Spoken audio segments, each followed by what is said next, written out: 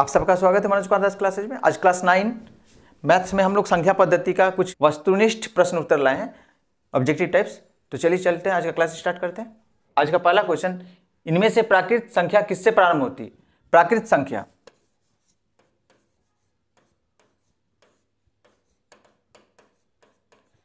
यानी कि natural number.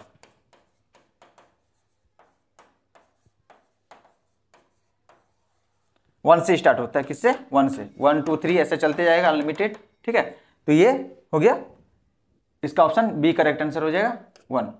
Question को देखिए, प्राकृत संख्या को किस शब्द से निरूपित किया जाता है? प्राकृत संख्या यानी कि नेचुरल नंबर।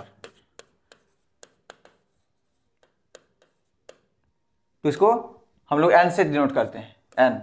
ऑप्शन सी इसका करेक्ट आंसर हो जाएगा। चलिए नेक्स्ट क्वेश्चन में चलते हैं।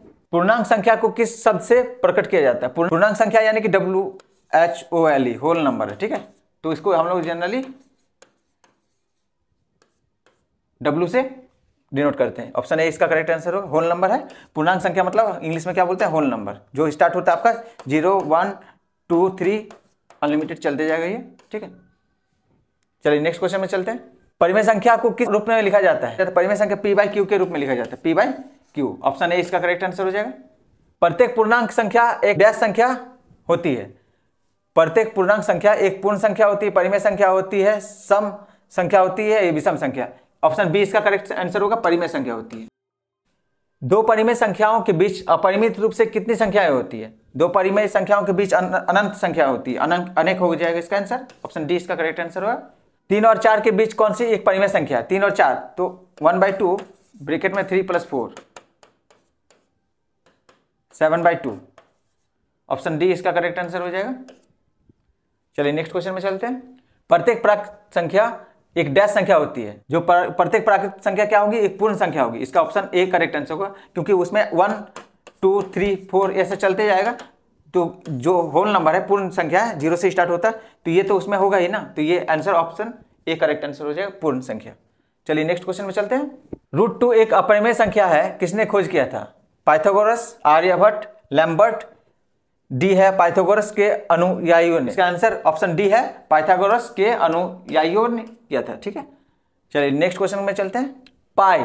पाई को किसने कहा कि अपरिमेय संख्या है? आर्यभट्ट, लैम्बर्ट और लेजेंड्रे ने, या ए और बी दोनों, मतलब आर्यभट्ट और लैम्बर्ट ने? इसका आंसर है लैम्बर्ट और लेजेंड्रे। ठीक है, याद रखिएगा इसका आंसर। लैम्बर्ट और लेजेंड्रे ने कहा था पाई एक अपरिमेय संख्या है। चलिए नेक्स्ट क्वेश्चन में चलते हैं। वास्तविक संख्या का संग्रह क्या है? वास्तविक संख्या होता है परिमेय संख्या और अपरिमेय संख्या दोनों का मेल होता है, यानी कि ऑप्शन डी इसका करेक्ट आंसर हो जाएगा। वास्तविक संख्या में आपका परिमेय और अपरिमेय दोनों होता है। ठीक है, चलिए नेक्स्ट क्वेश्चन में चलते हैं। प्रत्येक अपरिमेय संख्या एक डैश संख्या होती है। पूर्ण संख्या, वास्तविक संख्या, विषम संख्या, इनमें से कोई नहीं। तो इसमें हो जाएगा वास्तविक संख्या। मैं अभी बोला पिछले क्वेश्चन में, वास्तविक संख्या का होता है संग्रह अपरिमेय और परिमेय दोनों। ठीक है, चलिए ऑप्शन बी इसका करेक्ट आंसर होगा। नेक्स्ट क्वेश्चन में चलते हैं। दशमलव प्रसार को डैश दशमलव कहते हैं। दशमलव प्रसार को अशांत, शांत, अनुमासानी या फिर कोई नहीं? इसका ऑप्शन शांत है, बी।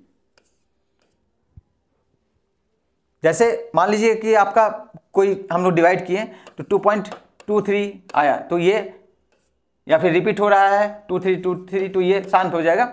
और अगर मान लीजिए कोई भी नंबर आते जा रहा है 1 0 1 0 1 1 ऐसे चलते जाएगा, कोई भी लिमिटेड नहीं है और वो आते जाएगा, तो वो अशांत हो जाएगा। ठीक है, तो इसमें दशमलव प्रसार को शांत दशमलव कहते हैं। ठीक है, चलिए नेक्स्ट क्वेश्चन में चलते हैं। क्वेश्चन को देखिए, 1/3 का दशमलव प्रसार होता है ए 3.3, बी 0.3, सी 0.33 या फिर डी 0.03। तो इसको हम लोग सॉल्व करना पड़ेगा। पहले देख लीजिए, x बराबर क्या होगा? 1/3। ठीक है, तो 3 को बाहर रखेंगे, अंदर में 1। अब डिवाइड करेंगे, पॉइंट देंगे, 0 देंगे, 3 3 जा 9, 3 3 जा 9, ये आते जाएगा, यानी कि ये चलते जाएगा इधर में। ठीक है, तो यानी कि ऑप्शन सी इसका करेक्ट आंसर है। इसका मतलब होता है ये रिपीट होते जाएगा, 3 3 रिपीट होगा। ठीक है, तो ऑप्शन सी इसका करेक्ट आंसर हो जाएगा। चलिए नेक्स्ट क्वेश्चन में चलते हैं। क्वेश्चन को देखिए, 0.333 मतलब यानी कि 0.3 के ऊपर बार है, मतलब ये चलते जाएगा। इसको P/Q के रूप में लिखना है। तो x बराबर क्या मान लेंगे? 0.3, रिपीट होते जाएगा। दोनों तरफ 10 से मल्टीप्लाई करने पर, दोनों तरफ 10 से मल्टीप्लाई करने पर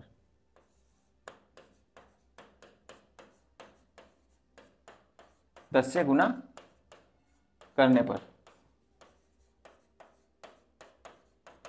क्या हो जाएगा 10x 3.333 चलते जाएगा ये। इसको इक्वेशन 1 इक्वेशन 2 मान लेंगे, ठीक है।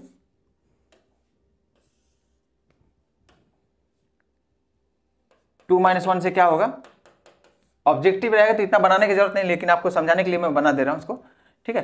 तो 10x minus x equal to आ जाएगा 3.333 माइनस 0.333 चलते जाएगा ये।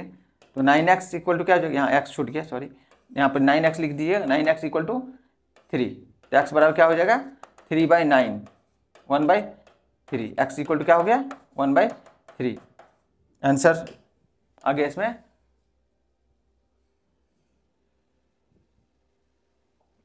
ऑप्शन ए 1/3 इसका करेक्ट आंसर। चलिए नेक्स्ट क्वेश्चन में चलते हैं। वह संख्या जिसका दशमलव प्रसार अनुवासानी अनावर्ती होता है क्या कहलाता है? इसका आंसर है ऑप्शन सी अपरिमेय संख्या कहलाता है, ठीक है। जो अनुवासानी अनावर्ती होगा तो होगा अपरिमेय संख्या। चलिए नेक्स्ट क्वेश्चन में चलते हैं। पाई का मान होता है 3.14, ऑप्शन ए इसका करेक्ट आंसर है, याद रखें 3.14 होता है पाई का वैल्यू। चलिए नेक्स्ट क्वेश्चन में चलते हैं। क्वेश्चन को देखिए 0.47 को बार है को p/q के रूप में लिखना है, ठीक है। तो x बराबर मान लेते हैं 0.47, तो 7 है तो ये रिपीट हो रहा है तो हम 2-3 बार लिख दें। और यहाँ देखिए इसमें 47 है ना, तो आप एक बार 10 से मल्टीप्लाई कीजिए, 10 से गुना करने पर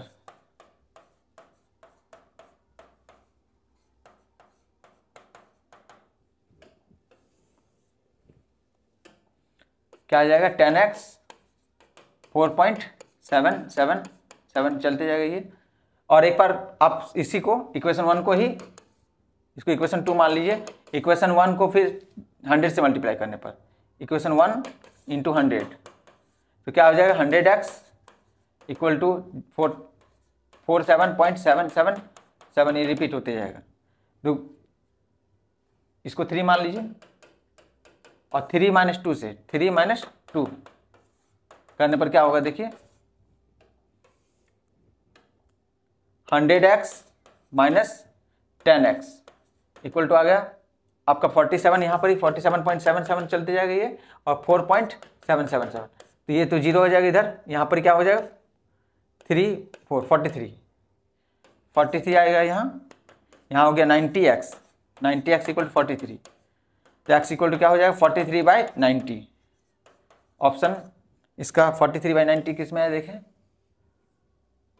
ऑप्शन सी इसका करेक्ट आंसर हो जाएगा 43/90, ठीक है। ऐसे इसको सॉल्व करेंगे, इस टाइप का क्वेश्चन रहेगा। तो चलिए आज का अंतिम क्वेश्चन में चलते हैं। इनमें से कौन परिमेय संख्या है? देखिए ऑप्शन ए √123 ये तो नहीं होगा, 7.478 ये भी नहीं होगा, √225 इसका होता है 15, रूट से निकालेंगे तो 15 आ जाएगा, तो ये आपका परिमेय संख्या हो जाएगा, इसको टिक कर देंगे, ऑप्शन सी इसका करेक्ट आंसर है। तो आज का क्लास यहीं समाप्त होता है। तो ऐसे ही क्लासेस के लिए बने रहे, चैनल को लाइक करें, कमेंट करें, शेयर करें और सब्सक्राइब करना ना भूलें। Thank you.